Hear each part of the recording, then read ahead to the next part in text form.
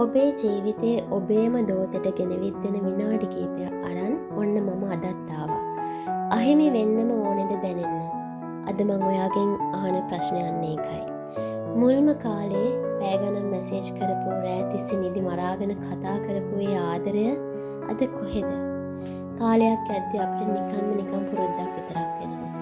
එයා හැමදාම මගේ ළඟ ඉන්නවනේ කියන සිතුවිල්ල හැමදාම තියෙන හින්දාම අපි නොදැනුවත් මේ ආදරේ මග අරින්න පටන් ගන්නවා. අපිට එයා හිටියා. හැමදාම හිටියා. good morning කියන්න රැට නිදාන ගන්න කම්ම හිටියා. ඒ නිසා අපි හිතුවා එයා එච්චර ස්පෙෂල් නෑ කියලා. එයාගේ ඔයා කෑවද කියන එක කරදරයක් වුණා. ඔයා කොහෙද ඉන්නේ කියන එක හිරවීමක් වුණා. එයා ළඟ ඉද්දී අපි ඇස් පියාගෙන හිටියා. එයාගේ සුවඳ, එයාගේ හිනාව, එයා අපි වෙනුවෙන් කරපු පුංචි දේවල් අපි ඒවා දැක්කේ නෑ. අපි හිතනවා තරහ වුණත් එයා ආයෙමත් එයි කියලා. අපි හිතනවා රණ්ඩු වුණත් එයා අපිට විතරක්ම ආදරය කරන්න කියලා. ඉතින් අපි හිත රිද්දනවා. ආදරේ ඉල්ලද්දි කාර්ය බහුලයි කියලා මග අරිනවා. හැබැයි අපි අමතක කරනවා ඕනම හිතකට දරා ගන්න පුළුවන් සීමාවක් තියෙනවා කියලා. ලොකු රණ්ඩුවක් වෙන්නේ නෑ. හැබැයි දවසක් එනවා එයා සදාටම නිහඬ වෙලා යනවා. එයා අතහැරලා යන්නේ කෑ ගහලා නෙමෙයි. ඔයාට බැනලත් නෙමෙයි. හරිම නිහඬව. අන්න ඒ සදාටම වෙන්න දවසේ ඉඳන් තමයි අපිට ඒ ආදරේ හැබෑවටම දැනෙන්න පටන් ගන්නෙ. එයා ඒක පරණ වොයිස් මැසේජ් එකක්. එයාගේ හිනාව හැම තප්පරේම හොයපු ඒ කරදරකාරී ආදරේ නැති වුණාට පස්සේ තමයි පපුව පැලෙන්න වගේ දැනෙන්නේ. දැන් ෆෝන් එක නිහඬයි. කවුරුවත් කෑව දහන්නේ.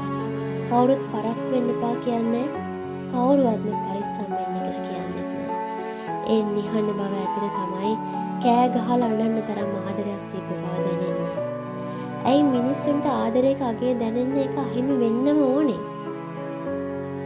ළඟ ඉන්නකොට වදයක් වුණ දේවල් අද මතක් වෙදී ඇස්සෙන් කඳුළු පනින්නේ අන්නේ නිසායි.